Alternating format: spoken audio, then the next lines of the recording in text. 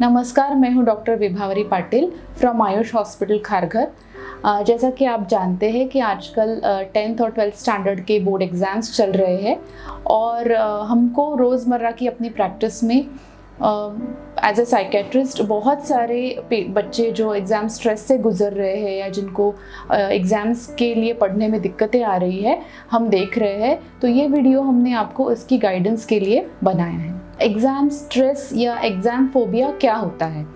तो कई बार ऐसे होता है कि एग्ज़ाम्स जो कि इम्पॉर्टेंट एग्ज़ाम्स जैसे बोर्ड है 10th या 12th स्टैंडर्ड का या एंट्रेंस एग्जामिनेशंस है जिसके ऊपर बच्चे का आगे का सारा फ्यूचर और एजुकेशन डिपेंडेंट रहता है, उस चीज़ को लेके पेरेंट्स में, टीचर्स में और बच्चों में बहुत ज़्यादा एंग्जाइटी होती है क्योंकि अगर उसका स्कोर कम आता है या उसमें स्कोर अच्छे से बच्चा नहीं कर पाता है तो करियर ऑप्शंस में उसको कॉम्प्रोमाइज़ करने पड़ते हैं या जो उसे चाहिए वो नहीं मिलता। उस वजह से राइट फ्रॉम द बिगनिंग इससे बहुत उसको सीरियसली लिया जाता है और अगर अंत में अगर बच्चा कॉन्फिडेंट नहीं है तो हो सकता है कि वो एग्ज़ाम स्ट्रेस से गुजरे या उसको लगे कि मैं नहीं कर पाऊंगा या मेरे से नहीं होगा, मैं फेल हो जाऊंगा,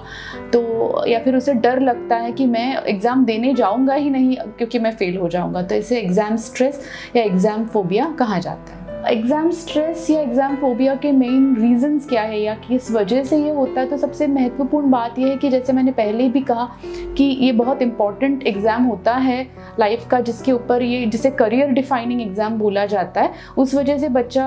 अच्छे से अच्छा स्कोर लाना चाहता है, उस वजह से एक खुद की स्टूडेंट की अपने आप से भी बहुत एक्सपेक्टेशन होती है, साथ ही साथ टीचर्स और पेरेंट्स की भी एक्सपेक्टेशन होती है कि भाई अभी इंपॉर्टेंट साल है, इतना इसके अंदर एफर्ट डाला है तो अच्छे से अच्छा रिजल्ट आए। और साथ में हमारी जो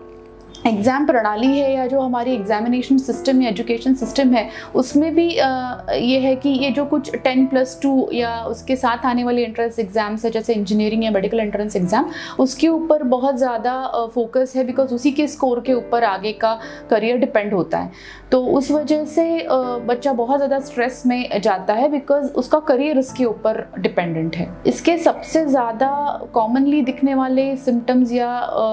इसकी लक्षण क्या है? तो सबसे पहली बात है कि एग्ज़ाम को लेके परेशानी, चिंता, कॉन्फिडेंस की कमी कि मैं पढ़ तो रहा हूँ लेकिन मुझे कुछ याद नहीं रहेगा या मैं जब एग्ज़ाम में जाऊँगा या जाऊँगी तो मैं लिख नहीं पाऊँगी अच्छी तरीके से। कई सारे बच्चों को हर वक्त चिंता लगी रहना, मेरा प्रिपरेशन पूरा नहीं हुआ है ऐसा लगना, या फिर रात को ठीक तरीके से सो नहीं पाना, बच्चे की भूख ख़त्म हो जाना, या फिर लैक ऑफ मोटिवेशन, अब मैं पढ़ना ही नहीं चाहता, अब जितना पढ़ लिया बहुत हो गया, अब मेरे से जो होगा वो होगा, अब मैं और रिविज़न नहीं कर सकता या अब मुझसे नहीं होगा या मैं एग्ज़ाम देने ही नहीं जाऊंगा। इस तरह के लक्षण भी दिख सकते हैं। कुछ बच्चों में चिड़चिड़ाहट या गुस्सा करना या रोना या उसी के साथ साथ दूसरे बच्चों से खुद को कंपेयर करना कि वो बेहतर स्कोर कर पा रहा है, मैं नहीं कर पा रहा हूँ, इस तरह के सिम्टम्स बच्चों में दिख सकते हैं। अक्सर हमें पेरेंट्स पूछते हैं कि एग्ज़ाम्स के लिए बच्चे की प्रिपरेशन कैसे की जाए या बच्चा किस तरह से पढ़े कि वो एग्ज़ाम के दौरान चिंतित ना हो या वो कॉन्फिडेंट फील करे या उसे एग्ज़ाम स्ट्रेस या फोबिया ना हो। तो इसके लिए मैं तो सलाह देती हूँ मोस्ट ऑफ द बच्चों के लिए कि एग्ज़ाम के लिए पढ़ना बंद कर दे, क्योंकि जैसे ही आपका 10th और 12th स्टैंडर्ड का सेशन शुरू होता है, मतलब जून जुलाई में जब क्लासेस शुरू होती है 10th स्टैंडर्ड या 12th स्टैंडर्ड में बच्चा जाता है, उसी वक्त से डेली इनपुट देके सिंसियरली एग्ज़ाम्स के लिए प्रिपेयर करना इंपॉर्टेंट है। क्योंकि 11th आवर में जब बच्चा प्रिपेयर करेगा या 11th आवर में रिवाइज करेगा तो उससे एंग्जाइटी या स्ट्रेस बढ़ने ही वाला है। लेकिन अगर डे 1 से बच्चा ठीक तरीके से प्रिपेयर करे और डे 1 से उसके पेरेंट्स उसको मोटिवेट करते रहे कि जितना पोर्शन आपका ट्यूशन क्लासेस में या स्कूल में कवर हो रहा है वो उसी दिन आके घर पे इमीडिएटली बच्चा पढ़ता रहे, तो उससे बच्चे की कंसेप्चुअल क्लैरिटी बहुत सही हो जाती है, उसको सब्जेक्ट अच्छी तरह से समझ में आता है। जब एक बार स्टूडेंट को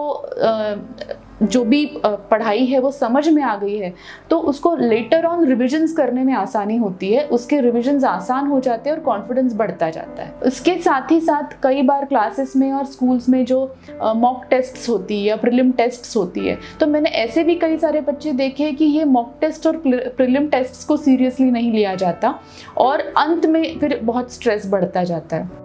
तो ये जो छोटी क्लास टेस्ट या एग्जामिनेशंस होती है जो 1 या 2 टॉपिक्स पे होती है, इसके लिए अगर वो बेहतर और अच्छी तरह से शुरू से प्रिपेयर करे तो अंत में उसको रिवीजन करना आसान होगा, क्योंकि उस वक्त तक उसका ब्रेन उस चीज़ को प्रैक्टिस कर चुका होगा और कंसोलिडेट कर चुका होगा। तो पहली बात तो ये है कि डे 1 से सिंसियर पढ़ाई। दूसरी बात ये कि मॉक टेस्ट और एग्जामिनेशन जो बीच में छोटी होती है उनके लिए ठीक से प्रिपेयर करना। तीसरी बात है कि ग्रोथ माइंडसेट रखना बहुत ज़रूरी है। हर टेस्ट में फुल मार्क्स ही आने चाहिए। अगर इस तरह का हाई बेंचमार्क पेरेंट्स, टीचर्स और बच्चे अपने आप के लिए सेट करेंगे तो उससे स्ट्रेस ज़्यादा बढ़ता है,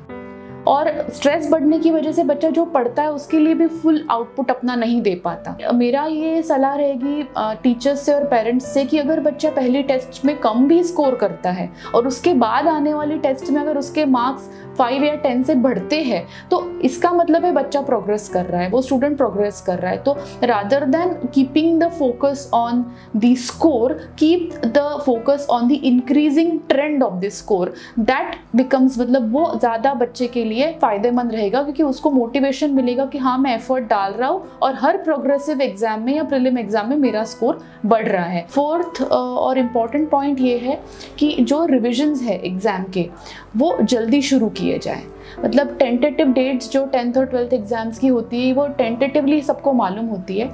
तो जो भी समझना या कंसेप्ट क्लैरिटी है वो पहले हो जानी चाहिए। लेकिन जो रिविजन्स है एग्जाम्स डिक्लेयर होने के बाद, रिविजन्स जल्दी शुरू करने की वजह से नंबर ऑफ रिविजन्स बढ़ते हैं और बच्चे का कॉन्फिडेंस बढ़ता जाता है। रादर देन 11th आवर या एग्जाम से 15-20 दिन पहले, महीना भर पहले रिविजन शुरू करने से बेहतर है कि रिविजन्स अगर जल्दी शुरू किए जाए या तो 2 या 3 रिविजन्स हो सकते हैं और बच्चा कॉन्फिडेंट फील कर सकता है।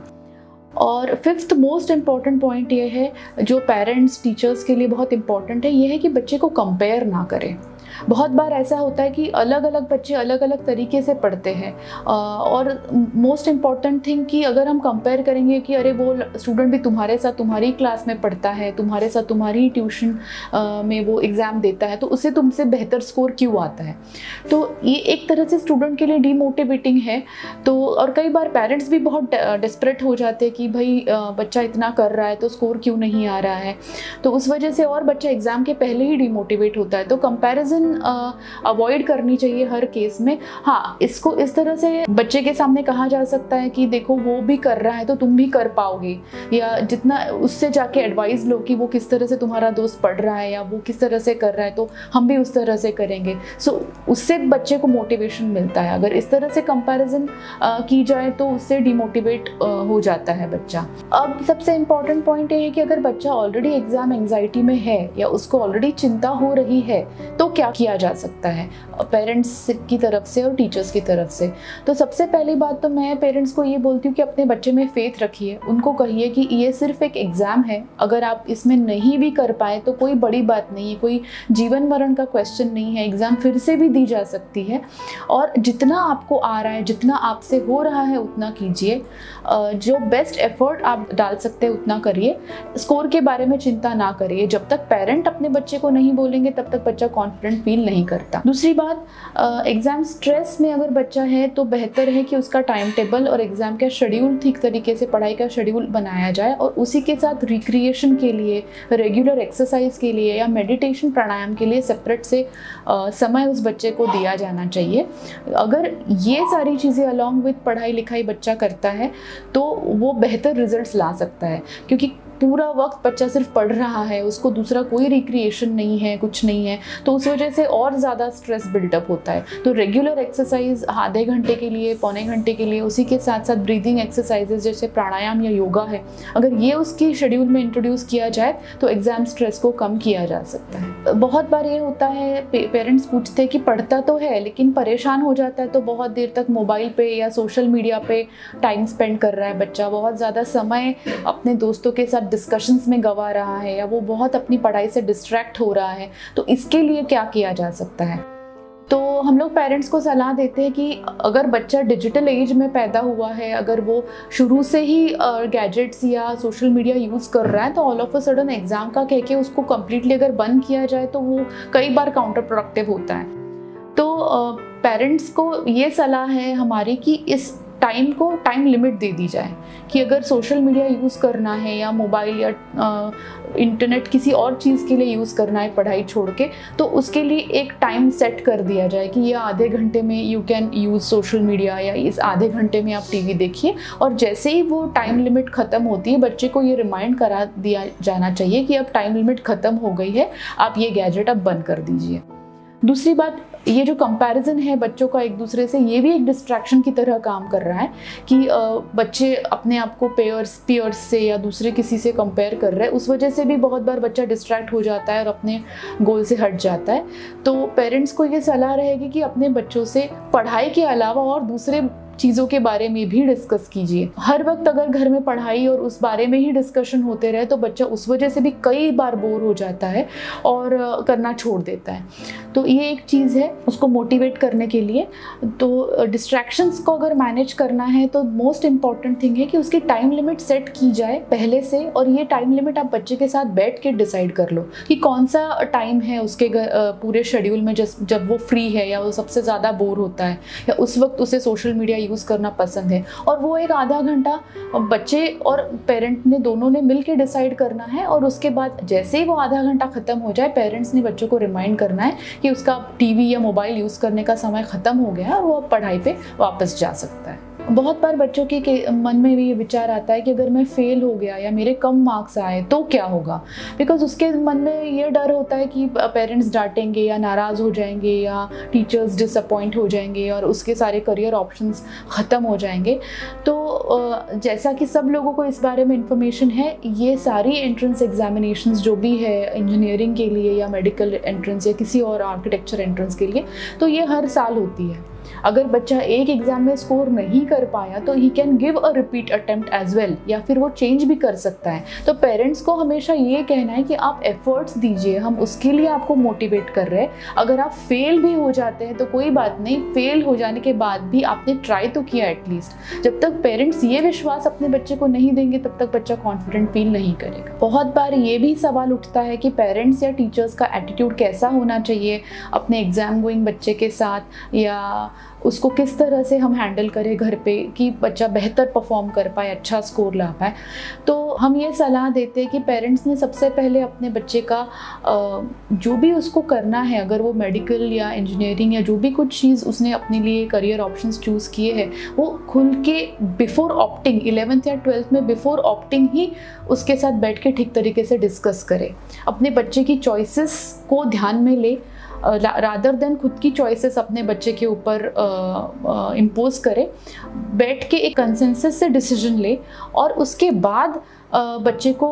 उसके गोल की तरफ जाने के लिए प्रोत्साहित करें। ये पहली बात कि पहले डिस्कशन हो, या फिर बाद में पेरेंट्स बोलते हैं अरे मैंने तो पहले ही कहा था साइंस तुझसे नहीं होगा, फिर तूने क्यों लिया वगैरह। तो ये इस तरह का ब्लेम गेम जब शुरू हो जाता है तो बच्चा और ज़्यादा डीमोटिवेट होता है। दूसरी बात, बच्चे की जनरल हेल्थ का ख्याल रखें, उसका खाना पीना, उसका न्यूट्रिशन, उसका सोना जागना, ये सारी चीज़ों के लिए पेरेंट्स ने गाइड करना है कि बहुत घंटों बैठ के पढ़ रहा है बच्चा, ठीक तरीके से सो नहीं पा रहा है, ये एक चीज़ है। तीसरी मोस्ट इम्पॉर्टेंट चीज़ है कि अपने बच्चे को अपने फ्रेंड्स से या आस पड़ोस के दूसरे बच्चों से कंपेयर ना करें।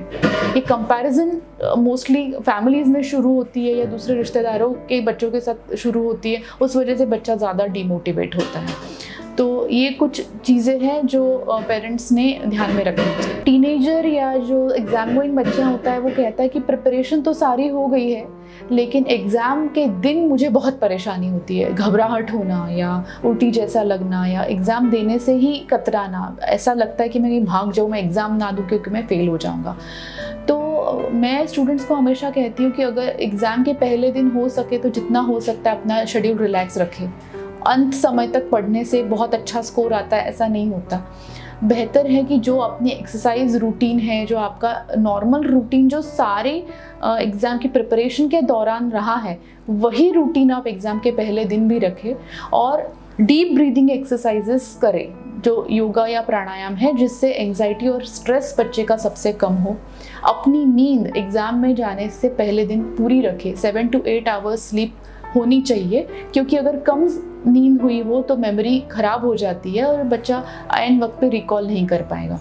तो सबसे पहले उसकी नींद एग्ज़ाम में जाने से पहले पूरी हो जानी चाहिए। बेहतर न्यूट्रिशन या खाना पीना खा के बच्चा एग्ज़ाम के लिए जाना चाहिए। और अंत समय तक पढ़ने की ज़रूरत नहीं है, जितना प्रिपरेशन मेरा हुआ है उतना काफ़ी है, जितना मुझे आएगा उतना मैं एग्ज़ाम में लिखूँगा।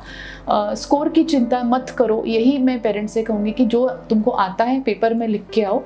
स्कोर की चिंता नहीं करो, जो होगा देखा जाएगा। अगर ये एटीट्यूड बच्चे का रहेगा तो वो बेस्ट परफॉर्म कर पाएगा। मैं पेपर लूँगा, मुझे 100 में से 90 मार्क्स आने चाहिए, मैं 85 के लिए ट्राई करूँगा, अगर इस तरह का अगर एक सेट बोर्ड अगर आप रखेंगे तो एंग्जाइटी बहुत ज़्यादा बढ़ जाती है। मैं उम्मीद करती हूँ कि इस वीडियो में आपको आपके कई सवालों के जवाब मिल गए होंगे। अगर आप किसी को जानते हैं या आपके आसपास कोई एग्ज़ाम स्ट्रेस या फोबिया से गुजर रहा है, या अगर ये सारी चीज़ें करने के बावजूद भी अगर बच्चा परेशान है, नहीं कोप अप कर पा रहा है, तो हो सकता है कि उसे प्रोफेशनल हेल्प की ज़रूरत है। आप अपने फैमिली डॉक्टर से या नियर बाय साइकेट्रिस्ट से इसके लिए कंसल्ट कर सकते हैं। मैं आशा करती हूँ कि ये वीडियो आपको पसंद आया होगा, और जिन भी स्टूडेंट्स ने और पेरेंट्स ने जो एग्ज़ाम गोइंग है इसे देखा है, आपके एग्ज़ाम्स के लिए ऑल द बेस्ट।